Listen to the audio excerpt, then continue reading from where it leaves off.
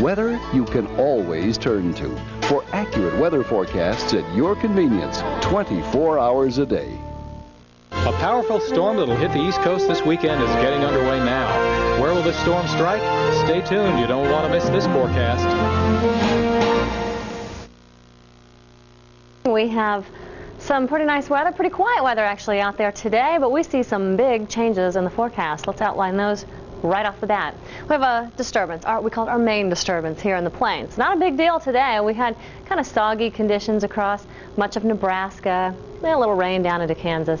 Big deal, right? In February, it could be much, much worse. But we do see additional energy, just a little shot, kind of enforce or intensify this storm system. We also have a lot of cold air that's been filtering south of the border, and as all of this comes together, we expect to see a big snowstorm on the map as early as Saturday. Even tomorrow, we're seeing a fair amount of snow in the forecast. The main overall pattern looks like this. We have the jet stream kind of directing things, so it's brought the storms a little farther to the north, actually completely avoided the west coast today. That was very nice. Nice to see dry weather for a change and warm weather. In the east, the jet stream is still kind of directing those storms down into the southeast. The latest in a series of disturbances will come across Kentucky tomorrow and make a turn to the north and turn into quite a coastal storm coming through this chilly air. It'll produce mainly snow with a little bit of rain, but we're looking at quite a bit of snow in the forecast. So winter returns to the east. Meanwhile, in the west, not only has it dried out, but we are talking warm weather. As a matter of fact, take a look at these record highs and note Los Angeles at the Civic Center, 94 degrees is not only a record for today, but that is the warmest temperature they have ever seen in the month of February. Pretty nice stuff out there. Shreveport, Louisiana, 83. Lubbock, Texas, 80. Abilene has been at 80. Fort Smith, 76. We keep adding to this list, so we may end up with a third page of forecast highs, or excuse me, record highs. Let's go ahead and show you what's been going on as we take a look at the satellite picture here, and we'll roll that into motion. Well, first of all, it's completely dry. Under high pressure, we had an offshore breeze, so that brought about nice warm weather today. Storm systems are going just a little bit farther to the north, and that is the best news we could have. We'll take that moisture and push it up into British Columbia. It has been basically avoiding Washington and Oregon today, but we can't promise you that that will last for the next couple of days. As a matter of fact, you can already see that next storm system coming in behind it. So chances are we are going to see some rain through here, but definitely better news in the forecast. High pressure today, look at this. Dry conditions.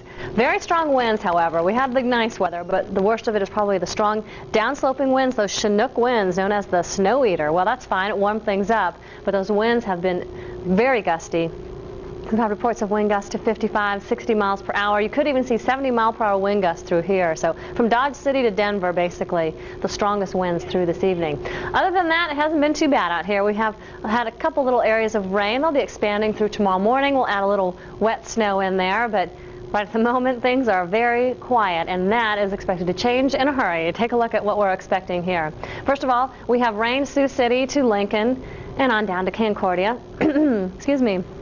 And we take you a little bit farther to the east. Light rain has left Kentucky. We'll see more rain tomorrow and probably some snow on this map as well. And we have the showers. Might even hear a couple rumbles of thunder here in South Carolina. You're in the warm air. As a matter of fact, as the storm pushes through this warm air, we probably are going to see more strong thunderstorms, maybe even severe weather tomorrow.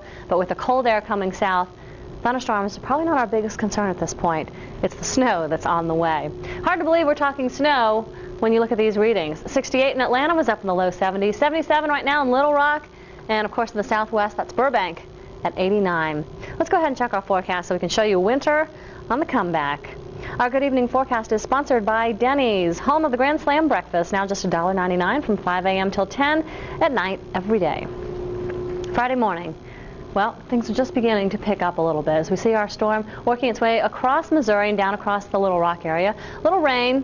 Not much snow at this point, but that begins to change as early as midday on Friday. St. Louis to Springfield on over towards Indianapolis, you should begin to pick up some snow. Still very quiet in the west, and we'll try to keep it that way if we had anything to do with it.